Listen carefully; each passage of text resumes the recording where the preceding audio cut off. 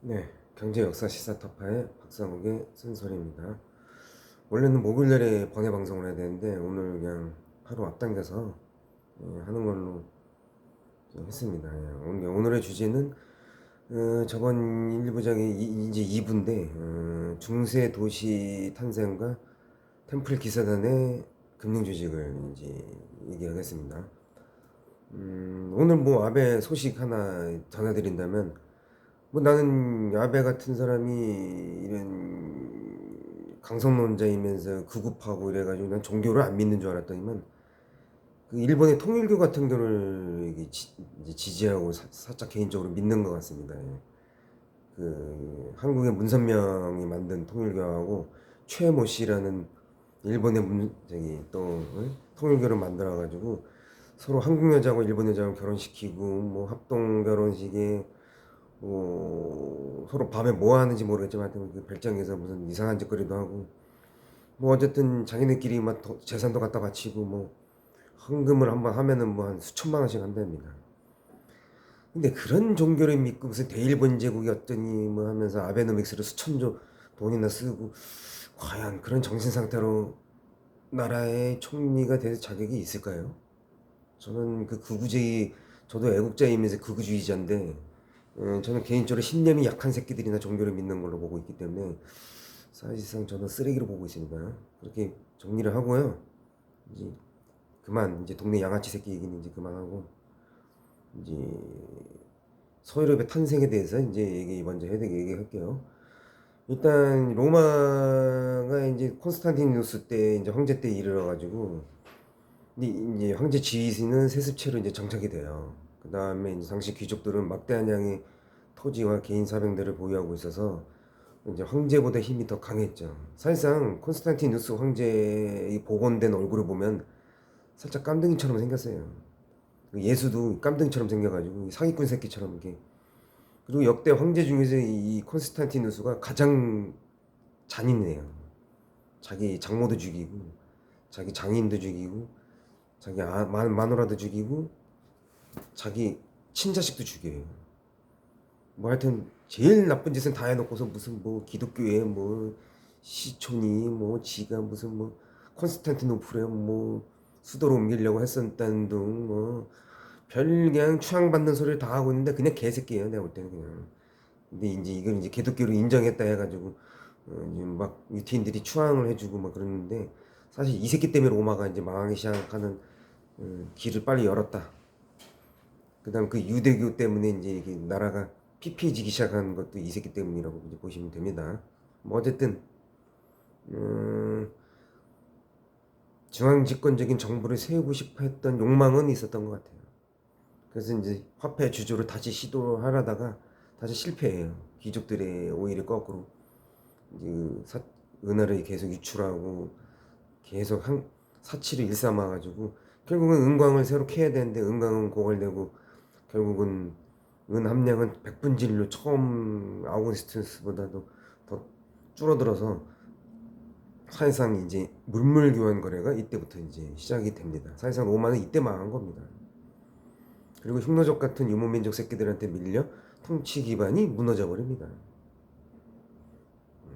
그리고 여기서 나오는 흉노족이 이제 헝가리의 기원인데, 동쪽 아시아에서 온 흉노족이라고 하면 안 되고, 이게 원래는 스키타이 지역, 그러니까 지금의 우크라이나 지역에서 스키타이에서 사마란트에서 분리돼서 거기서 이제 오른쪽으로 간 새끼가 흉노족이고, 그 흉노가 동흉노, 서흉노, 그 다음에 동흉노에서 남흉노, 북흉노에서 그 북흉노가 다시 이쪽으로 온 게 지금의 헝가리라고 보시면 됩니다. 그리고 이베리아 반도 쪽에 있는 새끼들은 서코토족이라고 보면 되고, 이탈리아 반도에 있는 애들 돈코트족, 그 다음에 갈리아 지역에 있는 애들 프랑크족이고, 그 다음에 남쪽 프랑스 론강 일대를 부르구튼족이라고 그래요. 여기 약간 달라요, 일반 프랑스 사람들하고. 그다음 브리트 반도에 있는 애들은 노르디 앵글로 색슨, 일명 바이큰 앵글로 색슨이라고도 합니다. 그리고 이제 이렇게 해서 이제 서유럽의 흥상의 토대는 이루어졌지만 모든 걸 자급자족하게 되고 화폐 용도가 사라져서 동양보다 천년을 후퇴하게 되는 이제 중세 사회를 접어들게 돼요. 그리고 이제 게르만족이 분권적인 체질을 이루지 않았더라면 훗날 이런 동등한 신분의 투자자도 존재하지 않았을 것입니다. 어쨌든 이러한 문명 아래 서양 금융시장은 약탈적인 평등권이 보장되었다. 또 심지어 로마 용병대장 오토 아르케는 이제 소로마 제국을 멸망시키고 이제 480년 클로비스는 이제 프랑크 부족을 통일해서 오늘날 파리에서 이제 메로빙거 왕조가 이제 이때 나오는 겁니다. 그러니까 프랑스는 메리봉 왕조가 750년쯤에 이때 등장하는 겁니다. 이때 아예 화폐조차가 없었어요. 얘네는 이제 로마로 그냥 끝난 거예요. 그 다음에 이제 다른 업적이 있다라면 이제 봉건제 수립이 되고 이제 기독교 새끼가 이제 이때부터 이제 크게 이제 융성하게 됐다는 거죠. 그리고 이제 훗날 영주가 왕보다 더 많은 영토와 재물을 가져가서 왕이 끌려다니는 웃지 못할 이제 시대가 오는 거죠. 그래서 저기 나중에 이제 영국하고 백년 전쟁을 하게 되는 또 계기가 되기도 합니다.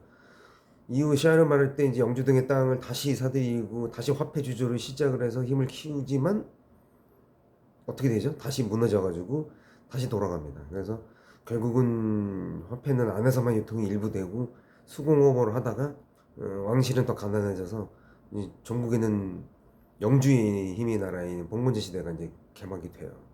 예를 들어서 중국 같은 경우는 토지만 세습하고 나머지 왕이 다 갖고 있는 거지만은 이때 당시 중세 시대에는 그게 아니라 영주는 그 안에 모든 것을 다 소유권을 갖고 있었어요.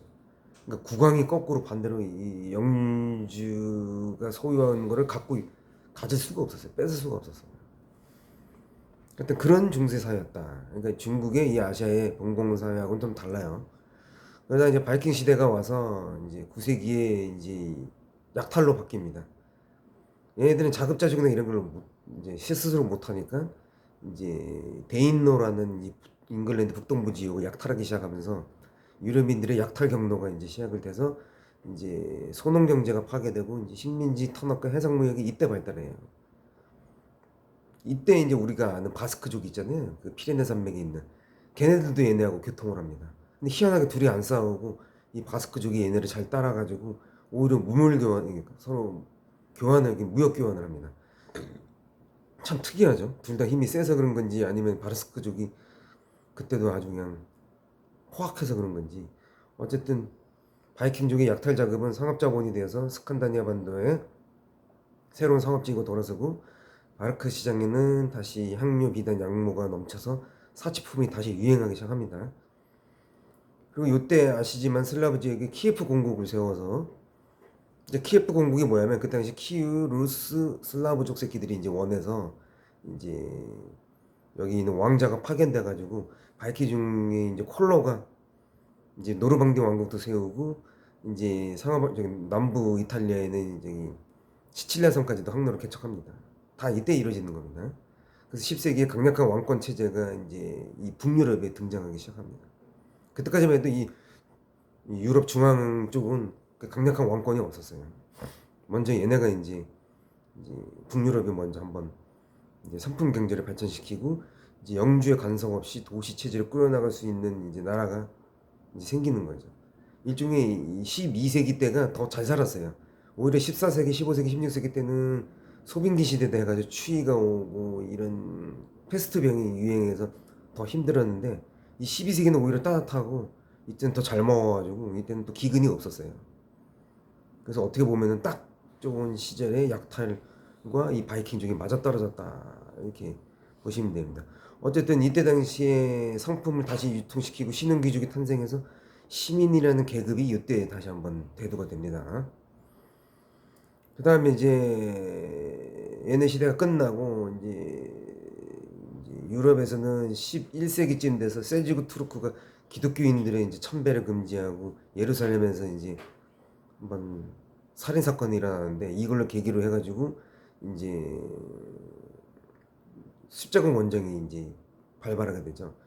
근데 로마 교황의 이름으로 이제 살인을 좀 하라, 죽여라, 뺏어와라, 이제 이교도를 다 죽여라 이래가지고 사실상 십자군 1차 전쟁, 2차 전쟁에서 유럽이 이기긴 합니다.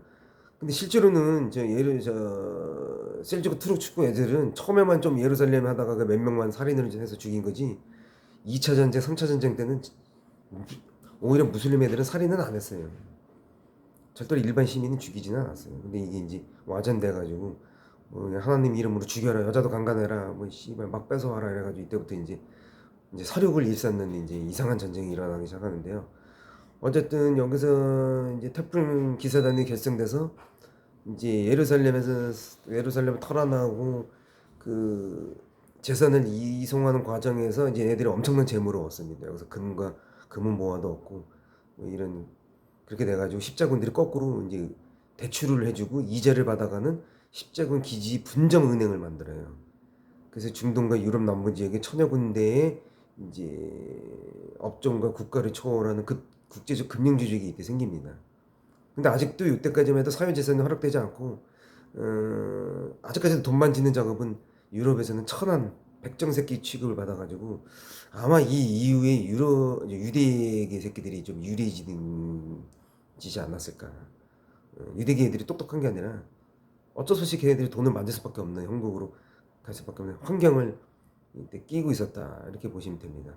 그래서 어쨌든 오늘날 스위스 은행과 비슷한 규칙과 관례가 아직도 남아 있습니다. 그래서 이때 당시 되게 부유했다고 보시면 됩니다. 템플 기사단 은행이 유럽에서 가장 부유하고 세력이 큰 조직이었어요.